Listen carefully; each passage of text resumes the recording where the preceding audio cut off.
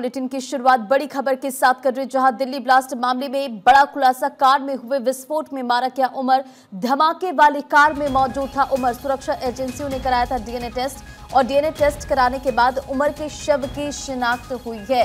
10 नवंबर को आपको याद होगा कि लाल किले के पास किस तरह से ट्रैफिक सिग्नल पर खड़ी कार में जोरदार ब्लास्ट होता है और इस धमाके में 12 लोगों की जान जा चुकी। कई लोग घायल बताए जा रहे हैं। बीते दिन पीएम नरेंद्र मोदी जब भूटान से लौटे तो मीटिंग करते नजर आए और घायलों के साथ वहां अस्पताल भी पहुंचे। घायलों से मुलाकात वो करते नजर आए थे और ये देखिए सीसीटीवी फुटेज में हम आपको दिखा रहे हैं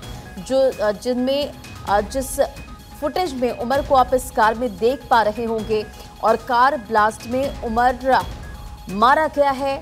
डीएनए टेस्ट से इस पूरे मामले का खुलासा हुआ है।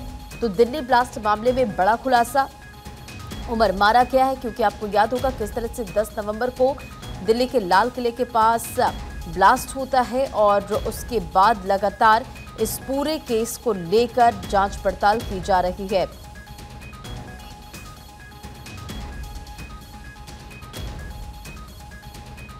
तो डॉक्टर उमर जो कि फरीदाबाद से दिल्ली आया था, इस हमले को अंजाम देने की योजना बना रहा था और वो मारा जा चुका है इस ब्लास्ट में।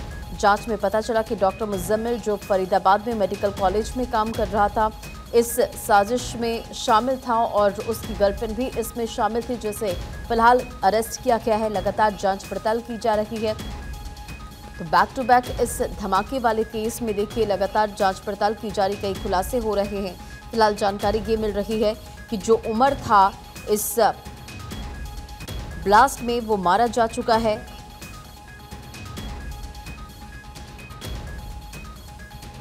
तो कार चलाने वाले आतंकी डॉक्टर उमर की मां का डीएनए कलेक्ट किया गया था।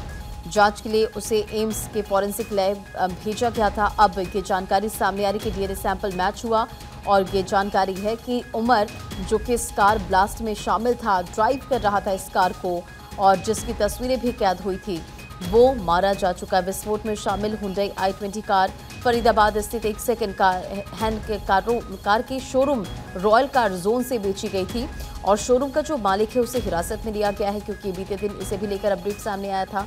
और फरीदाबाद की अल-फलाह यूनिवर्सिटी की vice chancellor doctor Bhupendra Kaur ने यह भी बताया है कि कैंपस में केमिकल लाने की जो बात कही गई थी वो गलत है। तो देखिए कई जानकारी सामने आई है कि कई जगहों पर रैकें की गई थी। हालांकि अब इस पूरे केस में जिस तरह से विस्फोटक बरामद हुआ, तार जो हैं जुड़ते नजर आ रहे, सरकार ने ये माना भी है कि ये आतंकी हमला, क्योंकि बीते दिन आपको याद होगा कि बैठक हुई थी और दिल्ली ब्लास्ट का सबसे क्लोज सीसीटीवी फुटेज भी सामने आया, जो कि इस वक्त आप अपनी स्क्रीन पर देख रहे हैं। रेड लाइट पर 20 से ज़्यादा गाड़ियाँ खड़ी नजर आ रही, जिसके पर खच्चे उड़ जाते हैं। ब्लास्ट के बाद अफरा तफरी का माहौल हो जाता है और विस्फोट को सरकार ने आतंकी घटना माना है। तो फिलहाल इस पूरे ब्लास्ट को लेकर जांच पड़ताल की जा रही है। इसी के साथ आपको ये भी बताएं कि कार में हुए विस्फोट में उमर मारा गया क्योंकि उमर के मां का डीएनए सैंपल लिया गया था, उसे एम्स के फॉरेंसिक लैब भेजा गया था और अब ये नया खुलासा।